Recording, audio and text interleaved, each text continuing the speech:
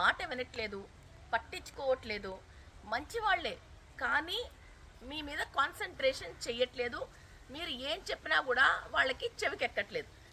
ఈ ప్రాబ్లమ్ని మనం జాతక చక్రంలో చూడొచ్చు.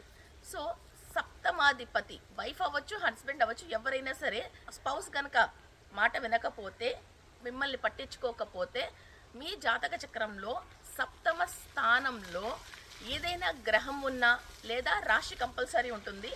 ఆ రాశి లార్డ్ అవస్థల్ని మీరు చెక్ చేయాలి. అంటే సుషుప్త అవస్థలో కానీ స్వప్న అవస్థలో కానీ ఉంటే మీరు చెప్పేది వాళ్ళు కాన్సన్ట్రేటెడ్గా వినరు. అదే మనిషి వాళ్ళ మమ్మీ కానీ సిస్టర్ కానీ డాటర్ కానీ లేదా వాళ్ళ బాస్ కానీ ఎవరైనా చెప్తున్నా వింటారు. ఎందుకంటే ఒక తల్లికి పంచమ స్థానంలో గ్రహము సుషుప్త అవస్థలో ఉంటే కొడుకు మాట వినడు. ఒక లేడీకి భర్త స్థానంలో గ్రహం సుషుప్త అవస్థలో ఉంటే భర్త మాట వినడు.